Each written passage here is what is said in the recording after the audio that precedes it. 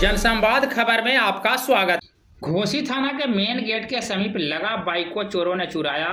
चोर पुलिस को खुलेआम दे रहे चुनौती। दरअसल इन दिनों घोसी थाना क्षेत्र के विभिन्न इलाकों में चोरों का आतंक इस कदर जारी है कि लोग अपने आप को असुरक्षित महसूस कर रहे हैं। कब किसका मोबाइल, बाइक समेत अन्य सामान को चोर पलक झपकते गायब कर देगा, इसका अंदाजा आम लोगों को नहीं है। हद तो तब हो गई जब घोसी थाना के मेन गेट के समीप लगा बाइक को चोरों ने पलक झपकते ही चुरा ले भागा। दरअसल बाइक घोसी थाना के इस्माइलपुर निवासी श्यामजी प्रसाद का था, जो थाना के मेन गेट के समीप बाइक लगाकर थाना के बगल स्थित पीएनबी बैंक में गए थे। इसी दौरान चोरों ने 15 मिनट के अंदर बाइक को चुरा ले भागा। इस संदर्भ में पीड़ित का क्या कुछ कहना है, आइए सुनते हैं। क्या हुआ? मोटरसाइकिल चोरी हो गया। कहाँ से हुआ है? थाना के बगल में लगा हुआ था गाड़ी।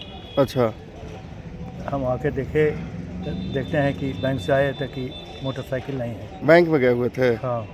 किस बैंक में? Punjab national bank. अच्छा, कितना देर के लिए गए थे? गए थे आधा घंटा के लिए।